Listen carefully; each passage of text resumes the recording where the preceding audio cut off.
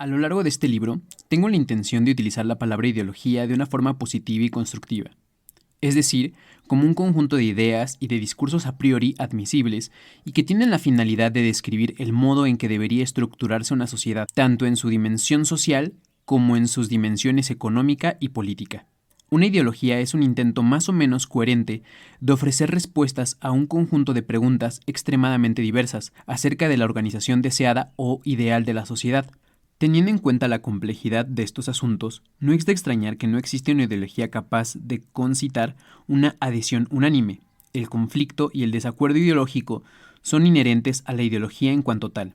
Sin embargo, toda sociedad tiene la obligación de intentar responder estas preguntas, a menudo basándose en su propia experiencia histórica y a veces apoyándose también en lo vivido por otras sociedades. En gran medida, todo individuo se siente obligado a tener una opinión, por muy imprecisa e insatisfactoria que sea, sobre estas cuestiones fundamentales y existenciales. Se trata, principalmente, del régimen político, el conjunto de reglas que describen el parámetro de una comunidad y su territorio, los mecanismos que permiten tomar decisiones colectivas dentro de este contexto y los derechos políticos de los miembros que la conforman. Esto incluye, entre otros tipos de participación política, el papel de los ciudadanos y los extranjeros, los presidentes y las asambleas, los ministros y los reyes, los partidos y las elecciones, los imperios y las colonias. Se trata, también, del régimen de propiedad, el conjunto de reglas que describen las distintas formas de posesión admisibles, así como los procedimientos legales y prácticos que definen y enmarcan las relaciones de la propiedad entre varios grupos sociales en cuestión.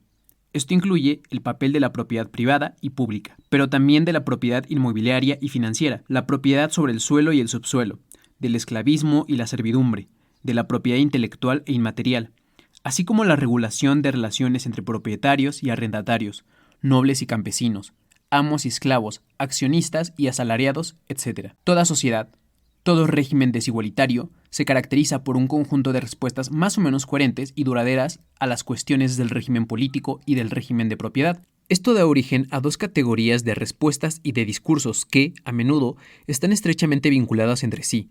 En gran medida, ambas categorías se derivan implícitamente de una misma teoría sobre la desigualdad y sobre las diferencias entre los distintos grupos sociales, reales o supuestas, legítimas o reprobables. En general, estas respuestas tienen implicaciones en el ámbito intelectual e institucional, en particular sobre el sistema educativo, las reglas y las instituciones que organizan la transmisión del conocimiento y de las creencias, familia e iglesia, padre y madre, escuela y universidad, y sobre el régimen fiscal, mecanismos que permiten dotar de los recursos necesarios a los estados, las regiones, las comunas y los imperios, así como otras organizaciones sociales, religiosas y colectivas de diversa índole. Sin embargo, las respuestas que ofrecen a cada una de estas cuestiones puede variar de forma considerable. Es posible estar de acuerdo con la cuestión del régimen político y en desacuerdo con un régimen de propiedad en concreto, o sobre determinados aspectos fiscales o educativos. El conflicto ideológico es casi siempre multidimensional, aunque a veces ocurre que un eje en particular adquiere una importancia primordial, al menos durante un tiempo. La impresión ilusoria de un consenso mayoritario puede dar paso, en ocasiones, a vastas movilizaciones colectivas y a transformaciones históricas de gran calado.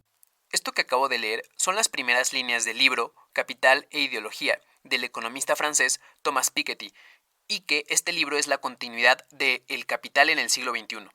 Aquí, en este primer apartado que se denomina ¿Qué es la ideología?, nos da precisamente qué entiende él por ideología y cómo ha estado acompañando en las diversas sociedades. En este mismo orden de ideas, Piketty continúa desarrollando la idea de fronteras y de propiedad y nos dice que a partir de estas nociones nosotros delimitamos, o más bien las sociedades delimitan, quién es ciudadano y quién no lo es. ¿Quién queda dentro y quién queda fuera?